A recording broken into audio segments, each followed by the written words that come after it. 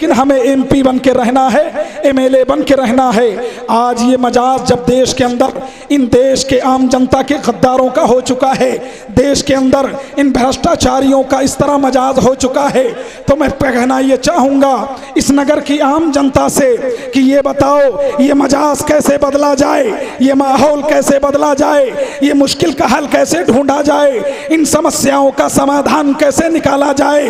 तो आपको बताना चाहूँगा इस स्टेज से, इस डाइस से, इस मंच से कि जब हिंदुस्तान की आम जनता इस बात पर सोचने लगी कि कब तक हम जातो पात के नाम पर बढ़ते रहेंगे, कब तक धर्म और मजहब के नाम पर बढ़ते रहेंगे, कब तक हम अपने आप को हिंदू मुसलमान समझते रहेंगे, कब तक हम सिख और ईसाई समझते रहेंगे।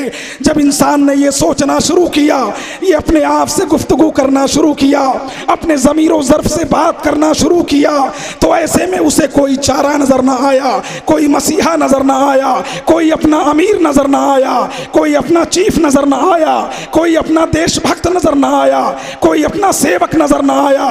लेकिन हिंदुस्तान के आम बाशिंदों, इस नगर के रहने वाले बहादुरों, कि जब ये माहौल था, जब ये मसला था, जब ये समस्याएं जब रोने गाने पर आमादा हो गई, तो ऐसे में जब देखा कि हिंदुस्तान की आम जनता मजबूरियों का शिकार हो रही है, मुश्किलात से दो चार हो रही है, जब मजबूर और कमजोर होने लगी, तो राले गांव की धरती से धन्य हो वो मां जिसकी कोख से अन्ना हजारे ने जन्म लिया, हिंदुस्तान को आवाज दी और कहा, ऐ हिंदुस्तान की आम जनता, तुम्हें मायूस होने की जरूरत नहीं, तुम्हें परेशान होने की जरूरत नहीं। भारत में अभी भारतवासियों का एक सेवक राले गांव की धरती पर अन्ना हजारे बैठा है, और वो दिन दूर नहीं है जब हिंदुस्तान की समस्याओं का समाधान निकालने के लिए देशव्यापी का दौरा करने के लिए निकलेगा। आज ये वही अन्ना हजारे है कि राले गांव की जमीन से ललकारते हुए पंजाब की धरती से, जलियांवाला बाग से जनतंत्र यात्रा की ललकार को लेकर निकल पड़ा, और आज ये पड़ाव, आज ये काफिला, आज ये कारवां इस नगरी में आ पहुंचा। और आज इस बात का सबूत है ये जनसभा, ये सैलाब की तरह उमड़ता हुआ ये मजमे आम इस बात की गवाही है कि देश की आम जनता लड़ने के लिए तैयार है, देश को दोबारा आजाद कराने के लिए तैयार है, भारत को इन भ्रष्टाचारियों से मुक्त कराने के लिए तैयार है। एक चीज और मैं मंच से देख रहा था जो मैं श्री अन्ना हजारे जी, जनरल वीके सिंह साहब आपको बताना चाहेंगे कि जब पुरुषों के साथ जब महिलाएं मैदान में आ की औरतें मैदान में आ जाएं, तो समझ लो एक नया इनकलाब आने वाला है, एक नई क्रांति आने वाली है। और आज वो क्रांति का सबूत है, इनकलाब का ये मजमा है कि आने वाला समय देश को नया इतिहास लिखेगा, देश का एक नया हिस्ट्री रचा जाएगा। एक चीज और मैं मंच से देख रहा था कि जब कोई माँ अन्ना हजारे के दर्शन के लिए, जनरल वीके सिंह की बात को सुनने के लिए, संतोष भारती की बात को सुनने के लिए अपने घर के कामों काज को छोड़ती है, अपने घर के चूल्हा चक्की को छोड़ती है, अपने घर के बावर्ची खाने रसोई को छोड़ती है, और अपने दूध पीते बच्चे को अपने साथ लेकर के आती है। और इस मजमे में बैठकर जब बच्चा दूध की तलाश करता है कि माँ मुझे भूख लगी है, तो वो माँ इस इनकलाबी मजमे में अपने आंचल को अपने बच्चे के मुंह में डालती है। लेकिन यारो, इस नगर के बहादुर फौजियों, मैं कहना ये चाहूंगा कि अभी वो कम सिंह बच्चा है जो अपनी माँ के आंचल से मुंह को लगाए हुए है, मगर अन्ना हजारे की ललकार उसके कानों तक जा रही है, और दूध पीते हुए वो बच्चा अपनी माँ से कह रहा है, हम भी भगत सिंह बनेंगे, हम भी सुखदेव बनेंगे, हम भी राजगुरु बनेंगे, हम भी चंद्रशेखर आजाद बनेंगे, इसलिए कि इस इनकलाबी मजलिस में, इन इनकलाबी सभा में मैं भी आया हूं मां तेरे साथ। आज हिंदुस्तान का ये बहुत बड़ा मसला है जिसे हल करने के लिए एक एक घर से आम हिंदुस्तानियों को नारा लगाते हुए, इनकलाब जिंदाबाद देते हुए इस देश को दोबारा आजाद कराना है ये लड़ाई, ये मुहिम, ये मोमेंट, ये आंदोलन जो अन्ना हजारे ने छेड़ा है, आज ये सूफी जिलानी अपनी खानकाह को छोड़कर, अपनी दरगाह को छोड़कर अपने 5 लाख मुरीदों के साथ अन्ना हजारे से जोड़ है।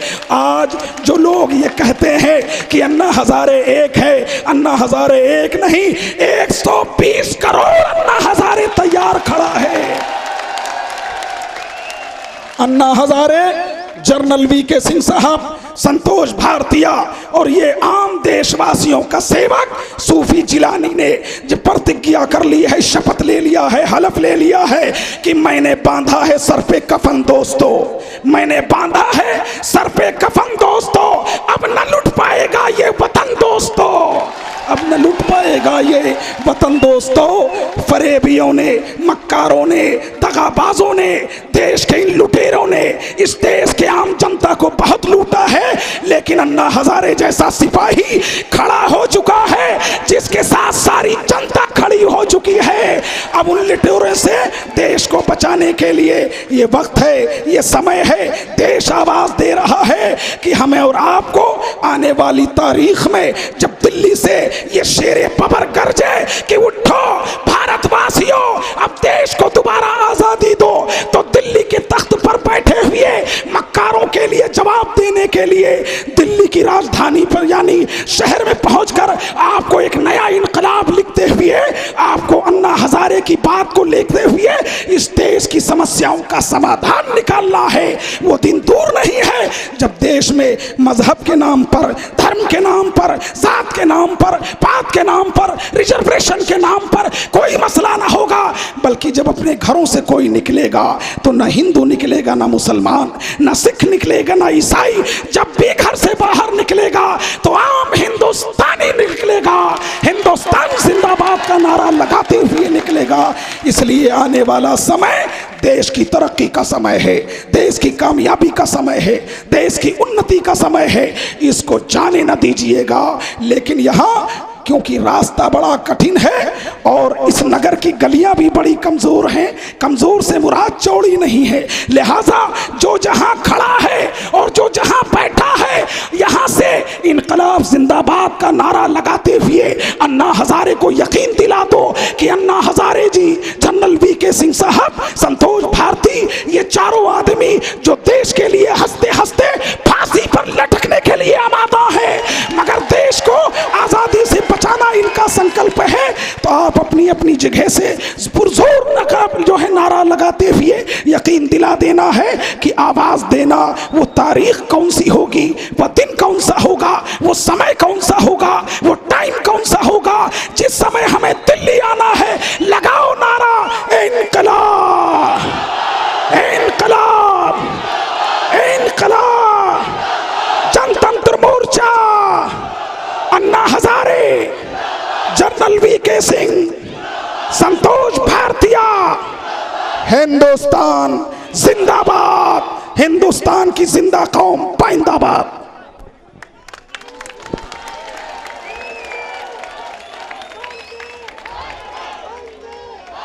भारत माता की, भारत माता की। आपने अभी सूफी साहब का बहुत ही जोशीला भाषण सुना। इससे पहले कि जनरल साहब आपको 2 शब्द कहें, मैं एक छोटी सी घटना आपके साथ बांटना चाहता हूं जो शायद मेरे अलावा कोई ना बांटता, और मैं दावा करता हूं कि मेरे अलावा शायद यहाँ उपस्थित सज्जनों में किसी को इस बारे में पता भी ना होगा। एक नवयुवक का राष्ट्रपति के बॉडीगार्ड के लिए, राष्ट्रपति के अंगरक्षक के रूप में सिलेक्शन हो गया।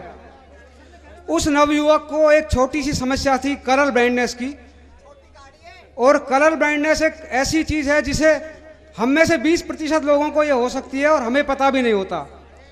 उस नवयुवक की मां ने जनरल साहब को फ़ोन किया, उस समय जनरल साहब रिटायर नहीं हुए थे, उनको फ़ोन किया कि मेरे बेटे का सिलेक्शन हो गया, ये एक छोटी सी समस्या है, अगर आप उस डॉक्टर को फ़ोन कर दो तो ये काम हो जाएगा।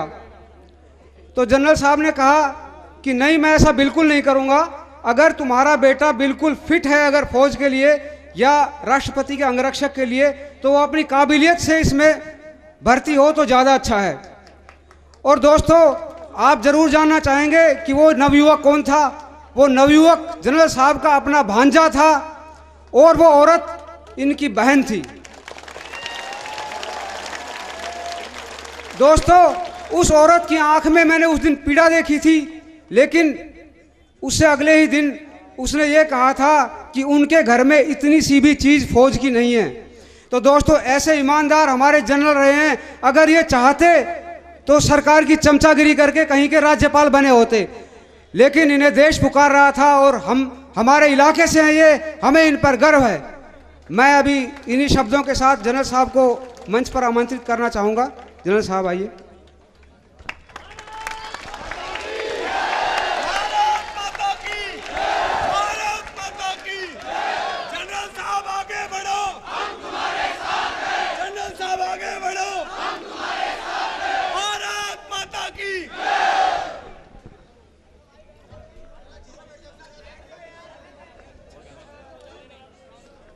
थोड़ा सा शांत रहिए। मेरा गला उतना ठीक नहीं है, मुझे पता नहीं था जब तक मैं नारनौल पहुंचूंगा ये गला थोड़ा बैठ जाएगा।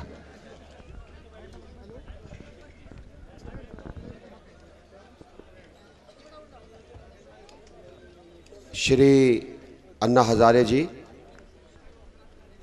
सूफी जिलानी जी जिनको किसी कारण से जाना पड़ा है, संतोष भारती जी, मंच पर बैठे सभी आयोजक और दूसरे प्रतिष्ठित, और सबसे अच्छे, सबसे सम्मानित, सबसे प्रतिष्ठित मेरे सामने और आसपास खड़े हुए या बैठे हुए हमारे भाई बहन जो यहाँ पर आए हैं, आप सबको नमस्कार, आप सबको राम राम, आप सबको मुबारकबाद, क्योंकि आप काफ़ी देर से बैठे हुए हैं। और ये मुबारकबाद इसलिए है कि शायद आपके दिल में कोई वेदना है, कोई पीड़ा है, कोई दर्द है, कोई जज्बा है जिसके कारण आप यहाँ पर आए हैं। और हो सकता है कि आप में से कम आधे ऐसे हैं जो इस लड़ाई के अंदर, जो आपकी लड़ाई है, ये मेरी लड़ाई नहीं है, अन्ना जी की लड़ाई नहीं है, ये आपकी लड़ाई है, उसके अंदर जुड़ना चाहते हैं।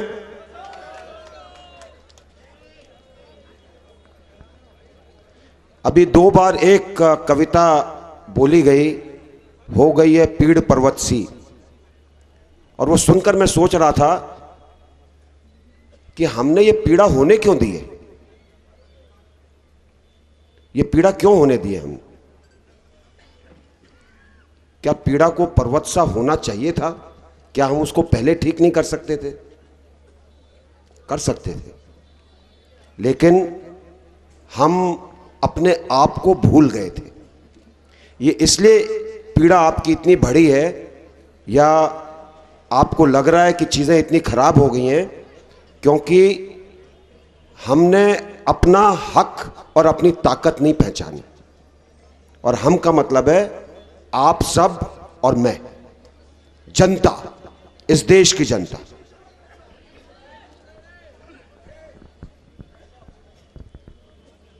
हम जब कोई चुनाव होता है, जब हमारे शातिर राजनीतिक तंत्र के लोग आते हैं और हमारे सामने झुंझुना बजाते हैं, तो एक बच्चे की तरह, छोटे बच्चे की तरह हम खिलखिलाते हैं, मुस्कुराते हैं, हंसते हैं, उनका साथ देते हैं।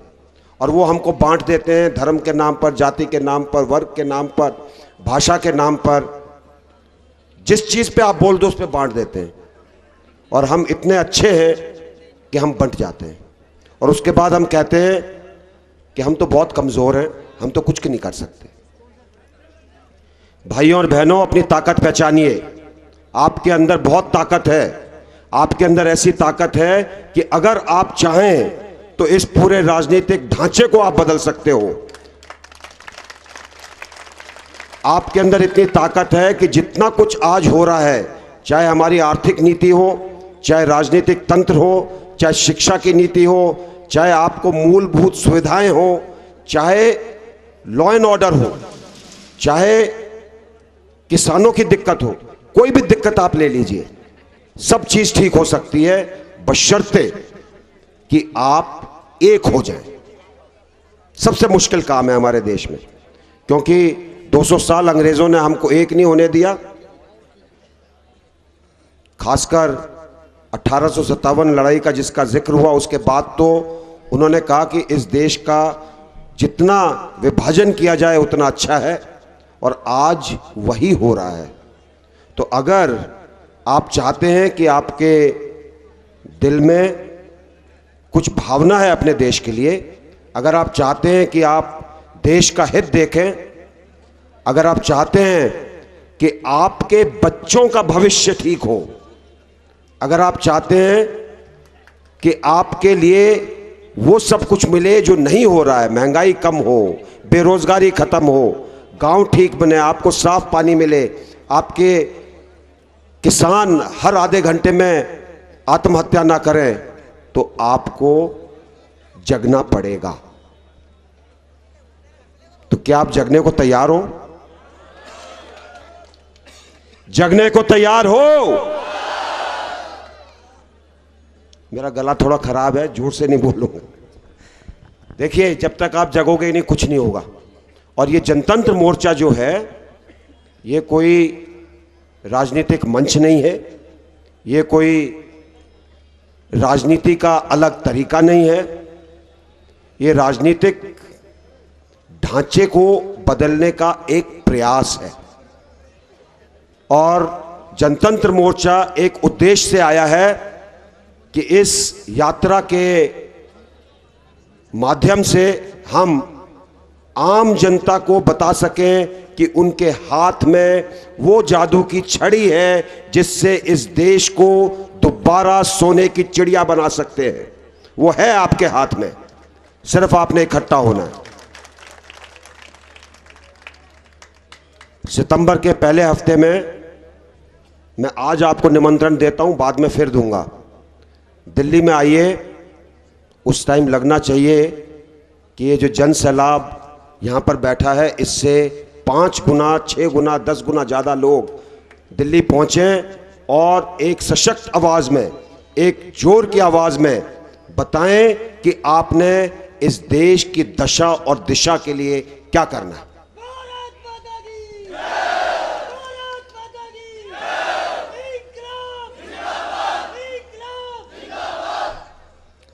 दिक्कत ये है कि आपके नारे से पीछे कोई असर नहीं हो रहा है।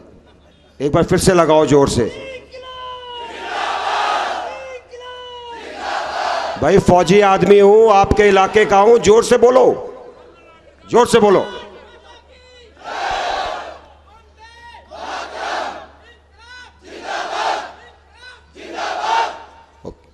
अगली चीज एक और चीज समझिए, बहुत जरूरी है। ये समझिए, देश नारों से नहीं चलता।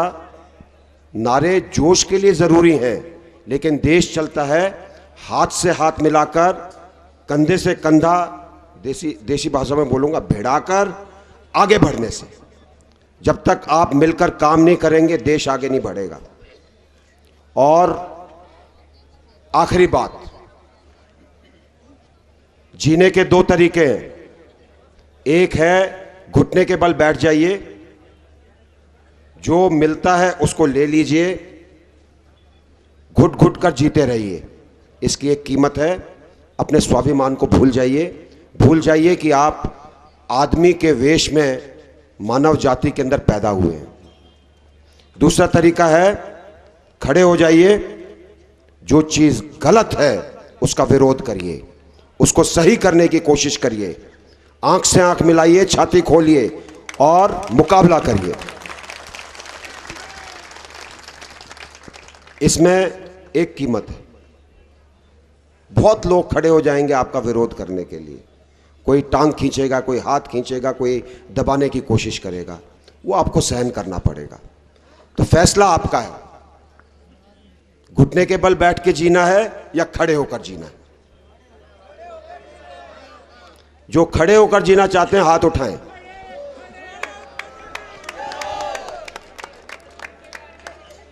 देखिए, कई बार जब कोई बोलता है तो हम हाथ उठा देते हैं बिना सोचे समझे। सोच समझकर हाथ उठाइएगा।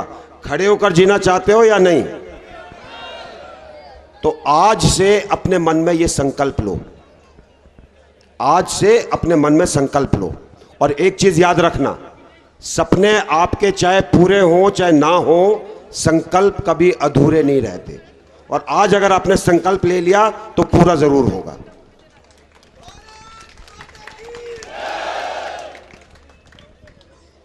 और आखिर में सिर्फ मैं यही कहूंगा, हुंकारों से महलों की नींव उखड़ जाती है। जिस दिन दिल्ली में हुंकार दोगे, बहुतों की नींव उखड़ जाएगी। सांसों के बल से ताज हवा में उड़ते हैं, जनता की रोके रहा समय में ताव कहा, जनता चाहे जिधर काल उधर ही मुड़ता है। ये याद रखिएगा। धन्यवाद। जय हिंद। साथियों, मेरे ख्याल से आप दोपहर 2 बजे से धूप में बैठे हैं, उसकी आधी वसूली तो अब तक हो चुकी होगी, बाकी की आधी अन्ना जी के बोलने के बाद हो जाएगी। लेकिन मेरा आपसे निवेदन है, जैसे ही अन्ना जी का भाषण खत्म होता है, सिर्फ 30 सेकंड का जो उनका धन्यवाद हमारे अध्यक्ष महोदय पुरुषोत्तम जी आर्य उनका धन्यवाद करेंगे। उसके बाद राष्ट्रगान होगा, उसके बाद अन्ना जी जाएंगे। कृपया आखिर तक व्यवस्था बनाए रखिए। अन्ना जी के हर सभा की जो खासियत है वो अनुशासन है। किसी तरह की हिंसा या भगदड़